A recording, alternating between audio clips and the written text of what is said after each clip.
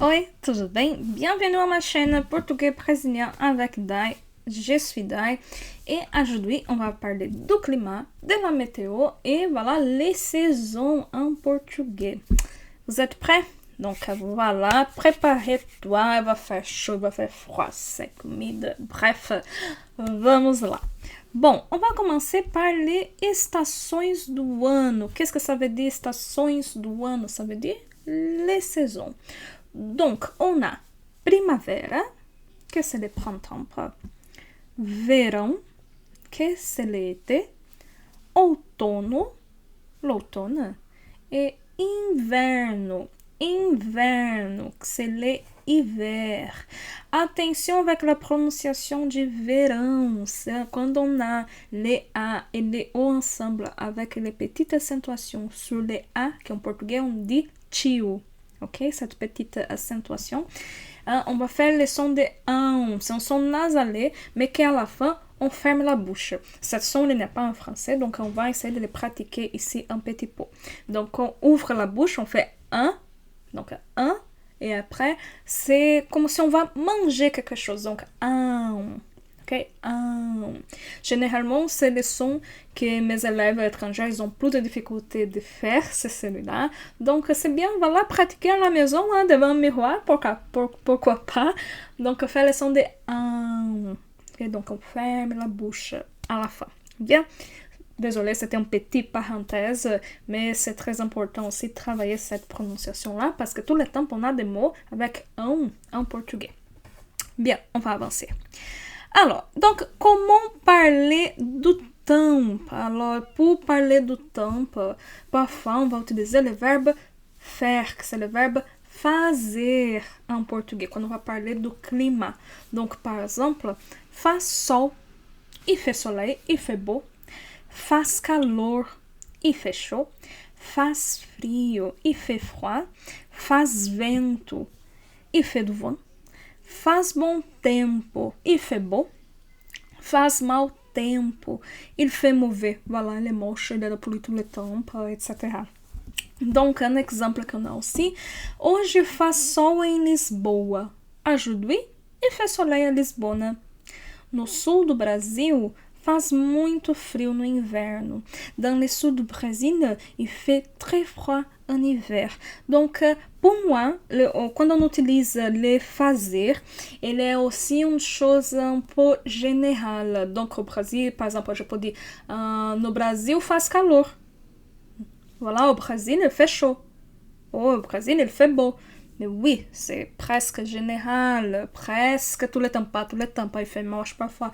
Mais voilà, c'est un peu plus général, parce que voilà, quand on pense au Brésil, on pense à l'été, on pense qu'il fait chaud, on pense qu'il n'y a pas d'hiver, etc. Ok, est-ce que vous avez compris? En tout cas, on va travailler toujours cette différence aussi quand on parle de la météo. Alors, fenômenos climáticos. Donc maintenant, on va parler plutôt de la météo. Pour parler da chuva. Chuva, c'est la pluie. Está chovendo, il pleut. Donc, si je vais parler de la météo maintenant, comme on a déjà vu ici, on va utiliser le verbe estar. Okay? Donc, está chovendo, il pleut. Après, neve, pour parler de la neige. Está nevando, il neige. Vento, que c'est le vent. Donc, está ventando, il y a du vent. Ok? Sol, está sol, il fait beau, il fait soleil. Donc, ici, je parle de la météo du moment. Ok? Donc, si quelqu'un m'appelle, par exemple, je peux dire está chovendo em Estrasburgo. Il pleut à Strasbourg. Cette terminaison en portugais qu'on utilise avec NDO, c'est qu'on appelle gerúndio, pour dire quelque chose que c'est en train de se passer maintenant. Ok? Donc, está chovendo, quelque chose que c'est en train de se passer. Il pleut. On va voir une vidéo pour les gerúndios spécifique à bientôt. Ok? À bientôt, je vais vous parler de ça. Mais voilà, maintenant, on va par la suite. Donc, hoje faz calor. Está muito quente. Donc, por dire, voilà, il fait chaud. ok? Hoje faz frio, hoje está muito frio, donc il fait froid. Si j'utilise le mot muito, muito ça veut dire très, ou aussi beaucoup, ok? Donc on va utiliser muito quando on va voilà, exagérer, quando on va dire qu'il y a beaucoup de ce type de choses ou que c'est très. Ok? Donc, está nublado. Voilà, le ciel est couvert ou il fait nuageux. Ok? Mais si je dis está muito nublado, c'est vraiment très nuageux. Ok? Après, on a ici quelques exemples. Está chovendo muito hoje. Il pleut beaucoup aujourd'hui. Está nevando na serra e neige dans la montagne. O céu está nublado, le ciel est couvert. Ok? Bien. Donc, comme j'ai déjà parlé, pour parler de choses qui sont extrêmes, donc températures extremas, donc voilà, quand ça fait très très chaud, très froid, je vais utiliser le mot muito. Donc, está muito quente, il fait très chaud. Está muito frio, il fait très froid. Está fresco, il fait frais. Okay?